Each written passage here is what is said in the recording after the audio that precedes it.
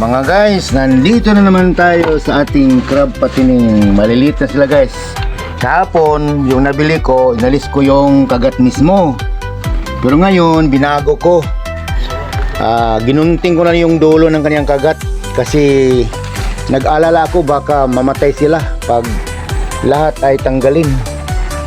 Baka hindi makasurvive. So, yun ngayon ang gagawin natin. Mula ngayon, pag ako sa kanila, alisin ko na lang yung mga kagat talaga, yung dulo ng kanilang kagat para surely nga makasurvive. Anyway, ang purpose nito ay para mag-mold sila ng maaga at lumaki. So shout out to all my followers in my YouTube channel and my Facebook page, Bossing and Brothers.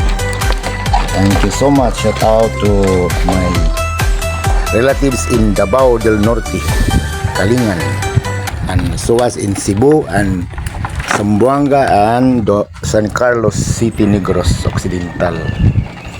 To my family, Scala Salon, and to my friends, Daho family, and all my friends in my Facebook profile, and also to all my friends around the world.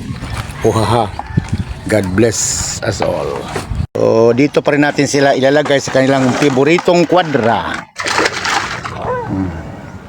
Siguro naman mabuhay na sila ng maayos. Oh lala.